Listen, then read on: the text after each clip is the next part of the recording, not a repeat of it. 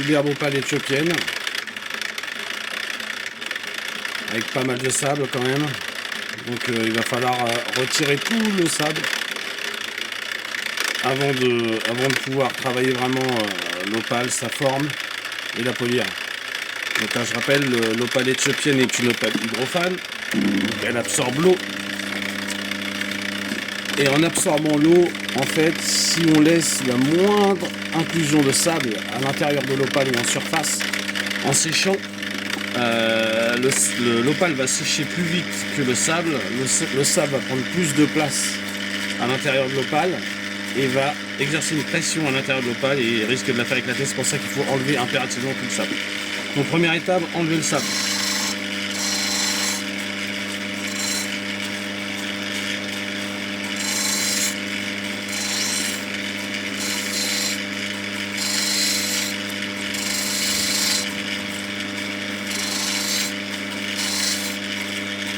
Alors pas besoin d'appuyer trop fort sur la meule, parce que pareil, hein, c'est très fragile comme opale, l'opale éthiopienne, et si on appuie trop fort, c'est comme si on exerçait aussi une pression comme le sable en séchant, on risque de fracturer l'opale. Elle est superbe cette opale, c'est un beau morceau. Une fois qu'elle sera complètement nettoyée, on va voir toutes les couleurs apparaître.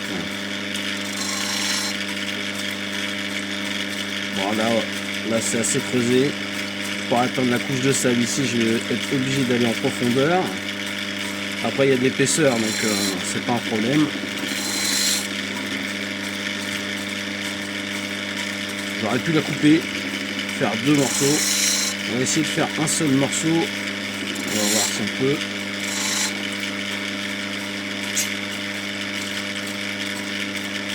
C'est assez profond, hein. On va quand même creuser, de toute façon cette partie-là va dégager. Vous voyez le cratère là, le trou. Ça me fait enlever beaucoup de matière sur les côtés en fait.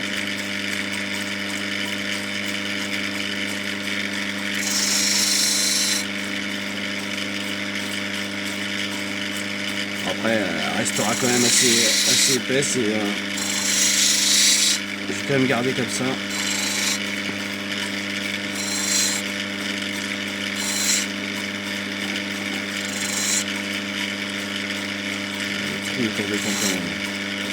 C'est-à-dire que s'il n'y avait pas de sable à l'intérieur du trou, j'aurais pu laisser et puis ça aurait été la partie inférieure de l'opale.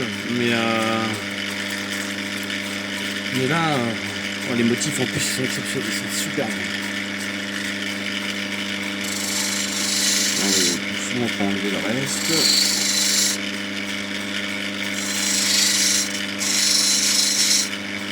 Voilà, c'est quasiment parti ici.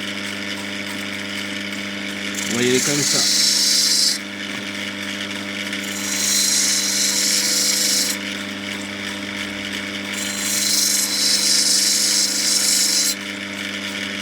Là j'arrive quasiment à la couche où il y a le trou. Voilà, ça fait quand même une belle opale. On va passer sur la meule à côté, un peu moins agressive. Pour finir. Hop. C'est parti. Mise au point. Hop. On envoie de l'eau. Alors l'opale elle change d'aspect, forcément elle absorbe de l'eau. Donc elle va devenir complètement translucide. C'est normal.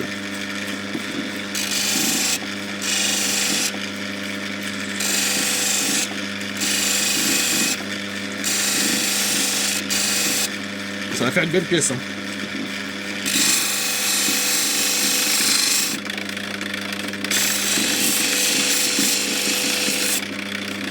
Il reste encore du sable. Vraiment bien enlever tout le sable.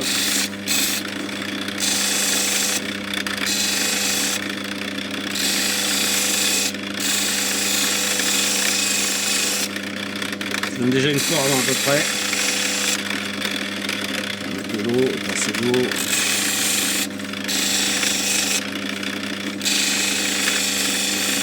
Superbe.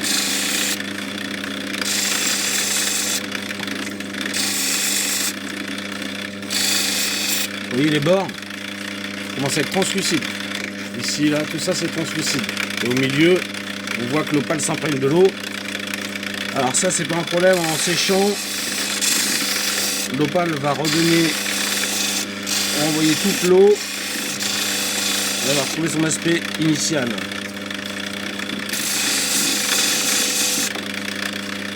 Encore du sable ici. Attention, on voit là, voilà, il y a du sable. Il faut vraiment l'enlever.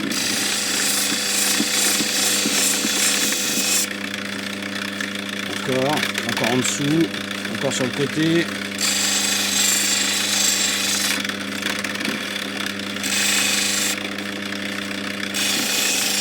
Première étape hein, avec l'opale éthiopienne, vraiment on se pose pas de questions, on enlève tout le sable. Alors on essaye de l'enlever en enlevant le moins de matière possible. Regardez ça.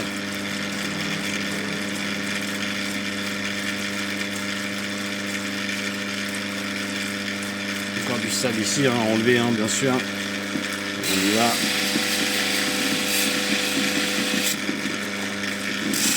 C'est plus long avec cette meule, hein, mais c'est plus sécuritaire. Parce que l'autre, elle peut créer, avec la pression, elle peut créer des craques dans l'opale et c'est pas du tout ce que je souhaite. Surtout avec une opale de cette taille-là et de cette qualité-là. Je préfère prendre mon temps. Bon, regardez ça, franchement. Magnifique. Magnifique. Bon, on sait déjà qu'on va faire une forme de poire, vous voyez, regardez. Hop. La forme est déjà quasiment faite. On a vraiment une belle opale de belle taille. Je vais juste passer un petit coup à côté quand même, vite fait, sans trop appuyer pour gagner du temps.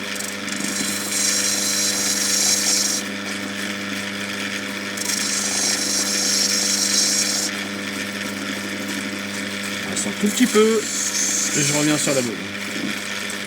Encore un tout petit peu. Voilà. Là j'ai quasiment enlevé tout le sable. Regardez ça. Oh, c'est magique. Magique. Ça c'est une opale de très bonne qualité. Donc après c'est tout ce qu'on espère. C'est bon, après il y a la. On va faire la suite. Hein.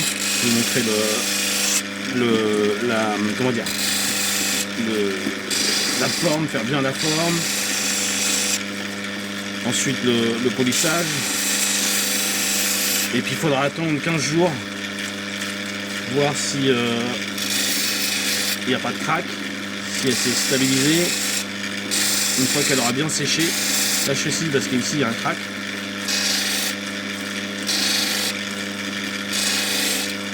Il faut faire la forme. Ici en fait on ne voit pas très bien, parce que je ne veux pas démouiller, mais il y a un petit trou. Donc on va égaliser. Vous voyez la transparence là? Comment elle a pris l'eau, l'opale, voilà ce que ça donne quand une opale éthiopienne prend l'eau. Donc là c'est pas grave, une fois qu'elle est, elle est exempte de toute inclusion de sable, en séchant il n'y a aucun problème. Hein. Si vous la laissez sécher dans de bonnes conditions, température ambiante, 20 degrés, voilà, on va pas la sécher, on n'accélère pas le processus de séchage, pardon. Hein, on ne fait pas, on s'amuse pas à sécher au sèche-cheveux ou quoi, sinon parce que les opales c'est pareil, ça déteste les chocs de température. Donc on la laisse sécher tranquillement, hein, on vérifie une semaine, 15 jours, on peut voir l'aspect qu'elle a repris. Et au début, en séchant, les 2 premiers jours, elle va être complètement opaque, vraiment, ça faut pas s'inquiéter, c'est normal. Elle va devenir opaque, elle n'aura aucune couleur, ce qui est aussi tout à fait normal. Et puis au bout d'un certain temps, elle va retrouver sa transparence avec un peu d'opacité qui était la couleur d'origine de l'opale et ses couleurs. Donc pas d'inquiétude, c'est tout à fait normal. Ce qui est à éviter par exemple quand on porte un bijou avec une opale éthiopienne, c'est tout ce qui est produit chimique, donc liquide vaisselle, gel douche, etc. Donc il faut éviter de se baigner avec ces opales là parce qu'elles absorbent, hein, elles absorbent tout. Donc si vous prenez votre douche avec du gel douche, elle va absorber du shampoing, elle va absorber les composants chimiques du shampoing et ça va complètement altérer l'opale. Donc c'est vraiment, c'est fragile comme opale, c'est superbe. Alors, vous voyez les jeux de couleurs. Alors contrairement à l'opale australienne, on se prend moins la tête à aller chercher la meilleure partie de la couleur, puisqu'en fait il y a de la couleur partout, hein, regardez. Sur ce genre d'opale, il y a de la couleur partout. C'est absolument exceptionnel. Maintenant, ça demande beaucoup plus d'attention en termes de soins et d'entretien. Faut pas faire n'importe quoi. J'ai beaucoup de clients qui me disent voilà, j'ai acheté des opales éthiopiennes dans le passé. Alors pas chez moi, parce que moi je fais bien attention de les prévenir. C'est pas une opale avec laquelle on fait n'importe quoi. Faut vraiment prendre soin. Donc je leur dis c'est normal, vous avez dû la mettre dans l'eau, vous lavez les mains avec, utiliser du liquide vaisselle, etc., etc. Donc surtout pas faire ça. Voilà, donc là l'opale elle est prête, nettoyée. La préforme est faite. Vous voyez, on va faire une belle forme de poire comme ça. Je vais la monter sur bâton pour avoir plus de dextérité pour la travailler, faire la forme finale et ensuite la polir. Et je vous montrerai le résultat final sorti de polissage sans séchage. Et dans 15 jours, je referai une vidéo en vous montrant après les 15 jours ce que ça a donné. Voilà, l'opale a été montée sur bâton. Vous voyez, elle est sèche. Enfin, elle est sèche. En surface, bien évidemment. Vous voyez, là, on voit moins les couleurs. Dès que je vais mouiller, vous allez voir.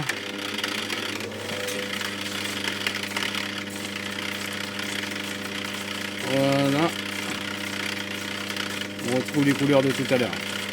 Donc là, je suis passé directement, je passe à la 600. Souple. Finir la préforme, enfin finir la forme. Donc meule beaucoup moins agressive, permet d'affiner la forme de l'opale.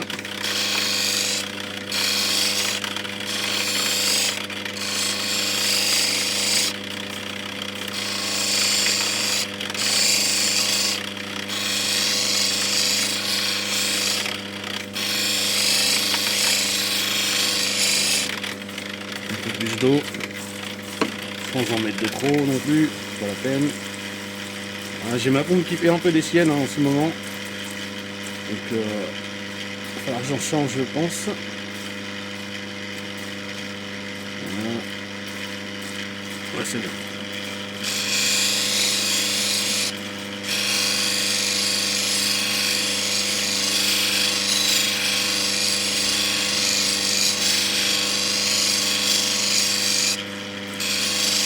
Alors ce qu'on espère toujours avec ce type d'opale de cette taille et de cette qualité, c'est qu'en séchant, elle ne craque pas, quoi. Qu'il n'y ait pas de fissure et qu'elle reste intacte.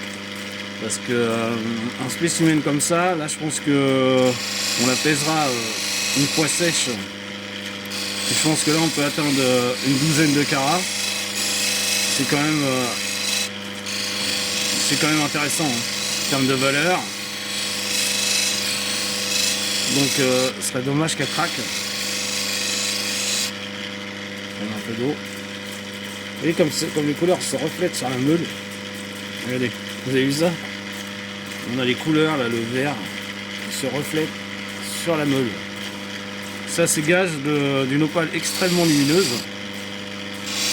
et de bonne qualité.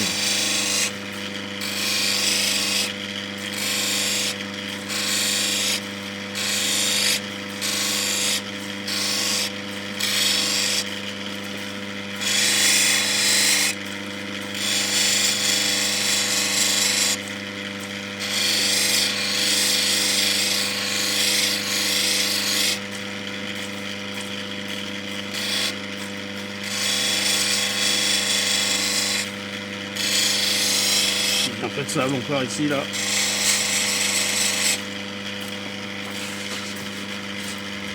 Quasiment enlevé.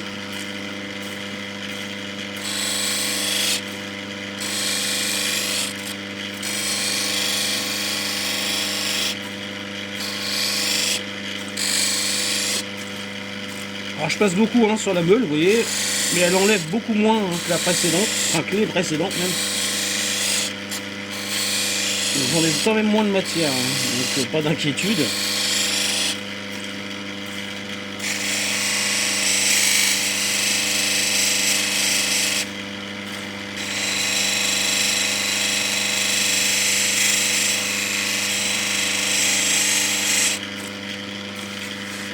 forme commence à se dessiner.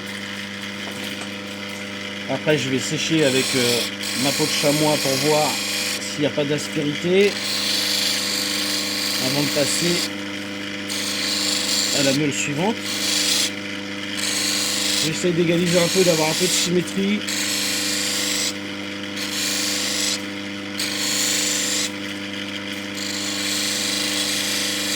Il y a encore du sable ici là.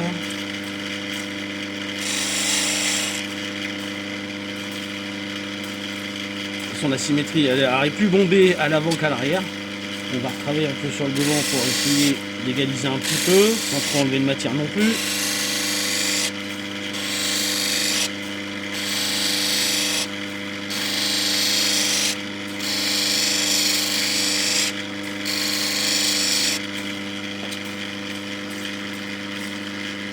Je vois encore les couleurs, hein, vous voyez.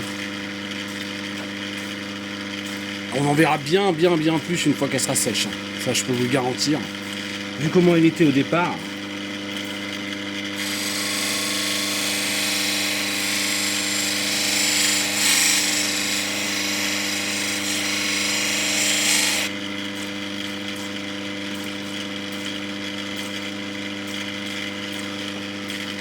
J'essaie de voir l'équilibre, un peu la symétrie et l'équilibre des formes. Ici, on peut peut-être creuser un peu.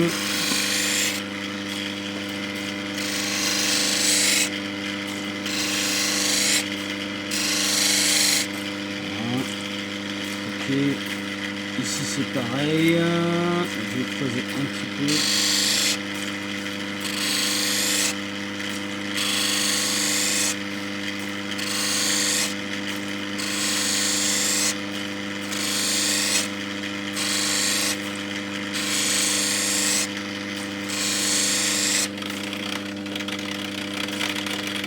Là ça me convient. De toute façon après je rattraperai par le dessous. Je vais sécher l'opale. Je remets quand même un petit peu dessus.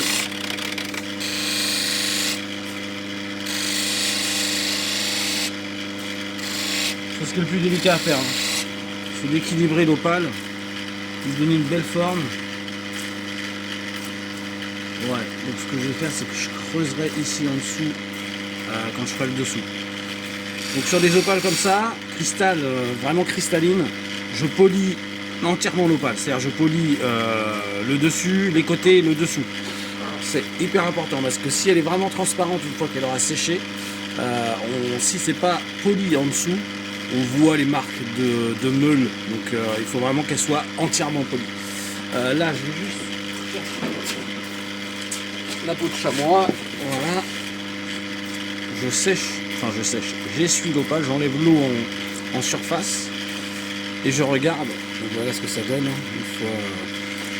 Et là, vous voyez par exemple ici, je ne sais pas si on le voit là, sur l'arrière, on voit comme un éclat.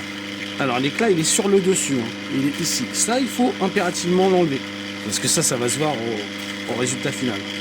Donc il n'y a que en séchant l'opale comme ça en superficie qu'on peut le voir. Une fois que c'est mouillé, hein, si je retrempe l'opale, hop, on le voit plus. Bon, moi je suis mouillé, il est là. Du coup, je rééquilibre à chaque fois. C'est dommage, c'est que sur la partie déjà qui était plus fine que l'avant. Je ressèche. Voir si je l'ai enlevé. Il y en a encore un tout petit peu. Donc je continue. Tant que j'ai pas enlevé ce méplat, on va dire, je repasse dessus et j'équilibre. Donc là je vais devoir quand même enlever un peu de la partie là parce que c'est vraiment très fin.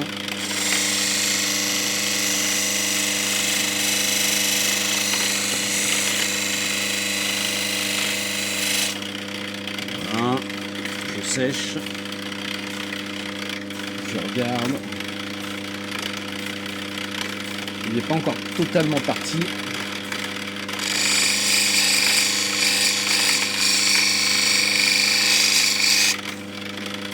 Je ressèche.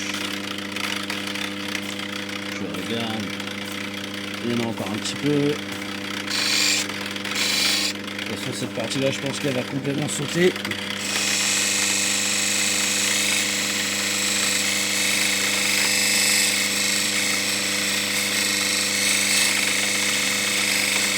donner de l'épaisseur à l'arrière de l'Opale. Voilà, c'est pas mal. Hop, encore un tout petit chouille. C'est là qu'on voit que cette meule là, elle enlève pas, voilà, elle n'est pas très agressive. Hein. Et tant mieux, hein. On passe plus de temps dessus, d'accord, mais on contrôle mieux la chose et on abîme moins l'Opale.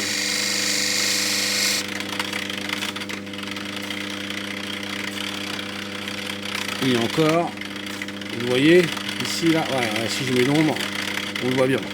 Donc, il n'est pas encore enlevé. Il était assez profond. Hein.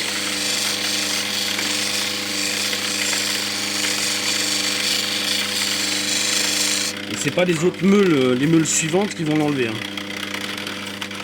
Voilà, là il n'y est plus.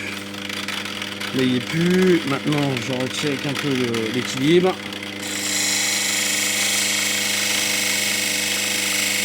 Voilà, parfait.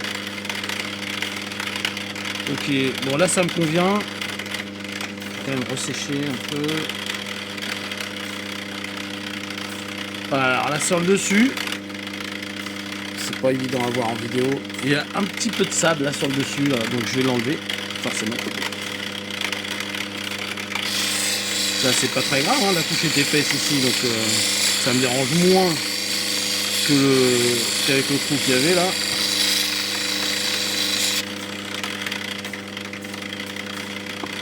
Hop, je sèche, je regarde. Il y a encore un peu de trou, on va enlever.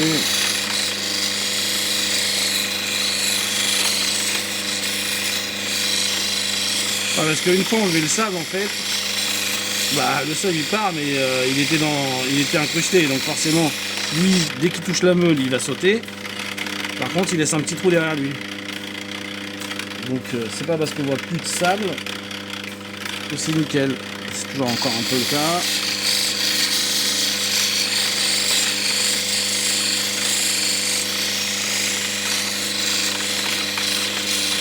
Pareil, hein, chaque fois que je passe sur le dessus, bah, j'égalise le reste, parce que forcément je creuse.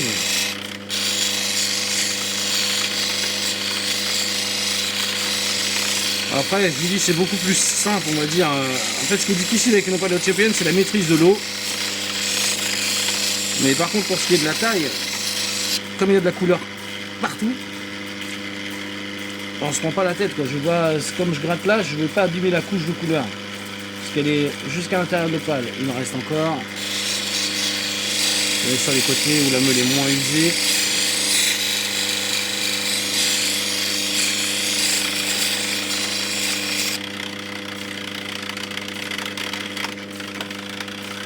Encore un tout petit trou et c'est bon. Je pense qu'une passe et ça va être bon.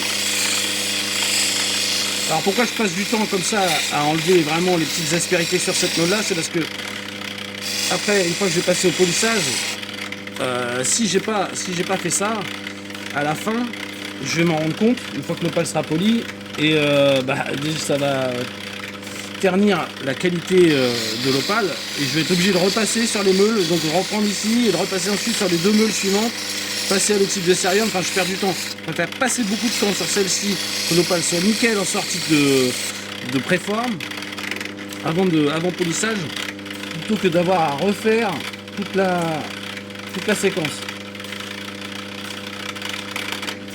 Encore un tout petit peu.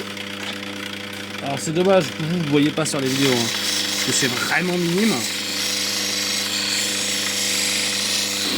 Moi je le vois, heureusement quand même.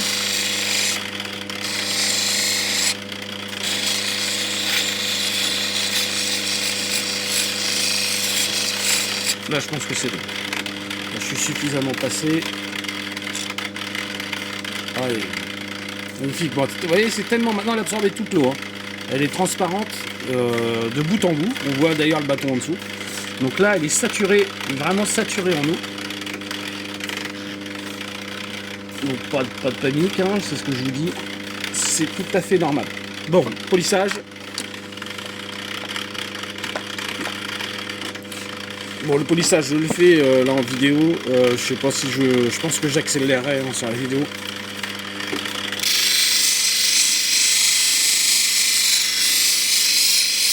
l'objectif, toujours, hein, comme je le rappelle dans toutes mes vidéos, n'oubliez aucune partie de l'opale. De toute façon, on le verra sur le résultat final. Là, l'objectif, enlever les rayures de la meule précédente.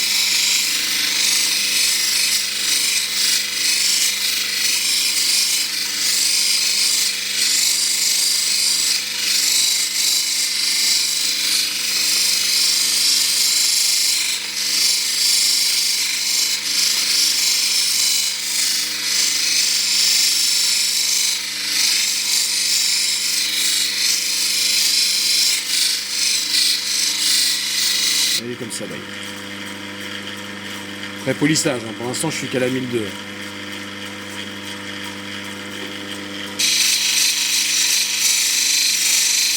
Ah, c'est des opales de super qualité, donc celles-ci viennent de Sainte-Marie.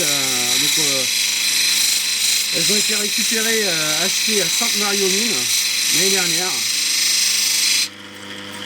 Donc un mineur éthiopien qui a un stand où qui vendait des opales brutes à un bon prix. Donc si vous avez l'occasion de vous rendre à Sainte-Marie-aux-Mines, si vous êtes passionné de minéraux, n'hésitez pas, passez à Sainte-Marie-aux-Mines. Voilà, vous trouvez des spécimens comme ça. Alors après, il faut savoir effectivement les travailler ou connaître quelqu'un qui peut vous les travailler. Donc celle-ci, c'est un ami, président de l'association Minéralogie de Rouen, qui les a achetés pour lui, qui m'en a acheté par la même occasion. Et celle-ci, ça lui appartient, et du coup il m'a demandé de les tailler pour lui. Donc j'en profite pour faire une petite vidéo avec ces beaux spécimens, parce qu'il a bien choisi, il a vraiment bien choisi.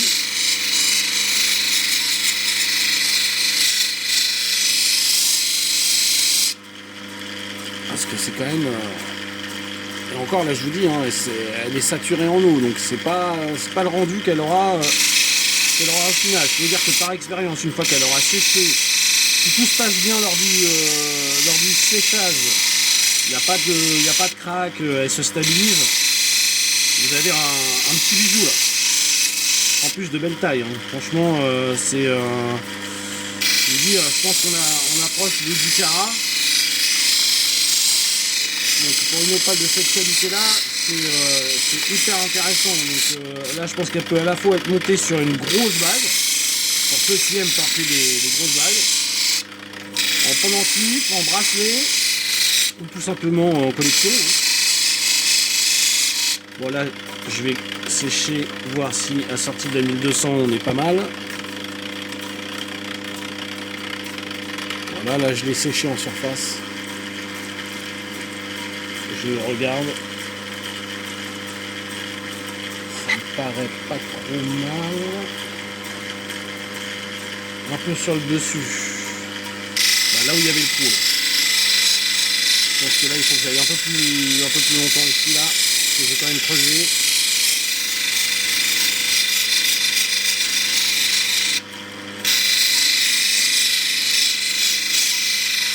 Alors plus l'opale est grosse, forcément plus on va passer de temps, même au polissage. On va passer beaucoup plus de temps. Faut oublier aucune zone.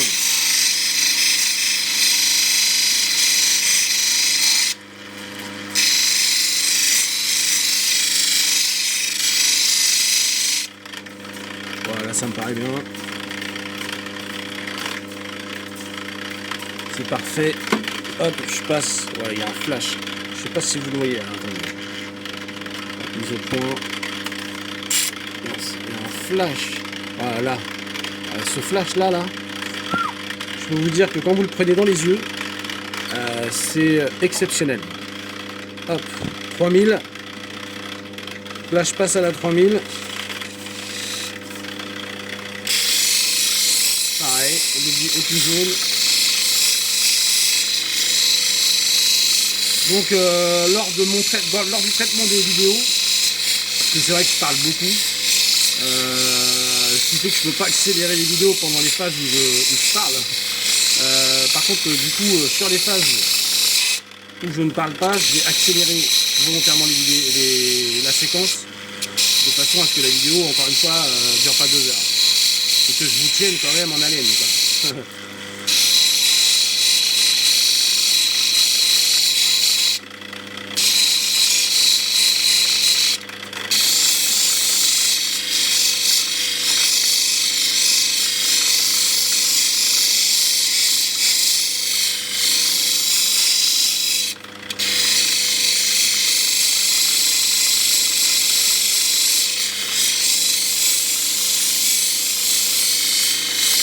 Donc petite dédicace à Simon, hein, donc c'est à lui qu'appartiennent ces opales là.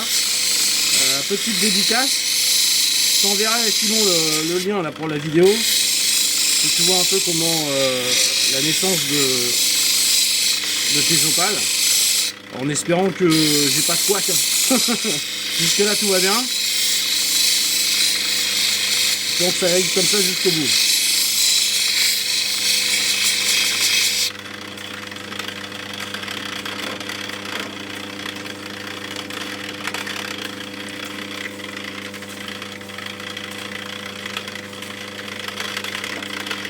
Là pour moi le polissage au meule est terminé. Je passe au polissage miroir, polymiroir à l'oxyde de cérium, et ensuite je fais le dessous. Je vous montre pas tout ce process, sinon je vous dis la vidéo va durer 2 heures. Par contre je vous retrouve une fois fini l'arrière, le polymiroir, je vous montre ce que ça donne.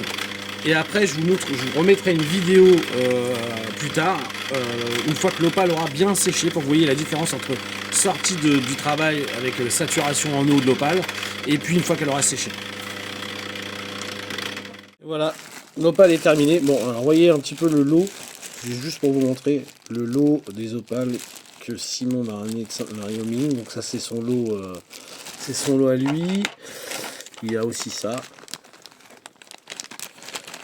Donc il y a de quoi faire, j'ai un peu de boulot pour lui, mais regardez un peu, avec un peu de travail, donc là il m'a fallu 1 heure on va dire. Hop, voilà l'opale.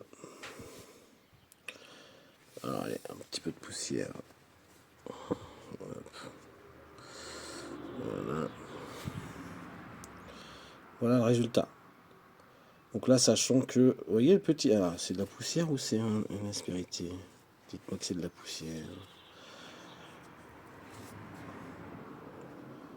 C'était de la poussière. Regardez un peu les couleurs. Sachant que là, elle est complètement translucide. C'est-à-dire que elle va prendre un petit peu d'opacité, ce qui va faire ressortir encore les couleurs. Mais rien que par expérience, hein, rien qu'en voyant une qualité de couleur comme ça, alors qu'elle n'est pas sèche, c'est exceptionnel. C'est exceptionnel. Regardez le rouge. C'est hallucinant. Je pense que je vais pas lui rendre en fait. Vous lui dites pas, hein, je pense que je vais la garder. Mais ouais, non, franchement, magnifique. Là, on est sur l'arrière hein, de l'opale. Hop. Vous avez vu? Juste incroyable. Et elle est pas sèche. Donc en séchant, ça va être énorme. Donc, c'est ce que je disais, je vais le verre ici sur le côté. Parce qu'en fait, vous avez... Alors, c'est la particularité du fait qu'elle soit translucide, c'est que vous avez les couleurs arrière qui vont se mixer avec les couleurs en surface. Donc forcément, vous avez une palette de couleurs incroyable. Oh. J'en ai pas eu beaucoup comme ça en main, je peux vous le dire. Si tout le lot, parce que là je commence seulement son lot, hein. Si tout le lot est comme ça, super. Incroyable. Donc là, forcément, d'habitude, je propose à la vente mes opales. Là, c'est pas à moi, donc je vais pas proposer à la vente. J'ai pas ma balance à carat de toute façon, comme elle est saturée en eau, ça va fausser la pesée. On la pèsera une fois qu'elle sera sèche. Et puis on verra un peu Voilà le prix qu'on peut déterminer. Donc déjà, prochaine étape, séchage, en espérant elle se stabilise, qu'il n'y ait pas de fissure qui se crée, qu'elle se craque pas. Si c'est le cas, si ça n'a pas de fissure, qu'elle est intacte, que le séchage s'est bien passé, qu'elle s'est stabilisée, on fera la pesée et on pourra évaluer le prix de cette opale. Mais vu la qualité, si elle garde ses flashs de couleurs là, intenses, c'est à toutes les couleurs, hein, avec des motifs larges comme ça, c'est minimum 100 euros du carat là. Minimum, hein. Minimum. Donc vous faites le calcul, hein. Alors je pense pas qu'elle fasse 10 carats. Là, je serais plus sur du 6 carats, je pense. Mais à 6 carats, ça fait 600 euros l'opale quand même, hein. Après, c'est une opale qui en vaut la peine. Regardez le rouge. Pour ceux qui aiment le rouge. Ceux qui n'aiment pas le rouge, c'est pas grave. Ils ont du vert. Ils ont du bleu. Voilà, de ce côté-là, hein. On va aller de ce côté-là. Voilà, là vous avez du bleu, du vert, même du violet. C'est vraiment une superbe opale.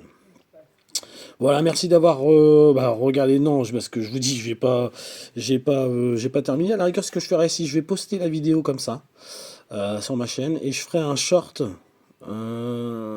avec avec l'opale séchée et puis ou alors j'intégrerai une autre vidéo avec le résultat parce qu'attendre 15 jours pour poster la vidéo. J'aimerais bien que Simon il voit ça. Donc, euh, donc voilà, il va être content. Allez, au revoir, à bientôt.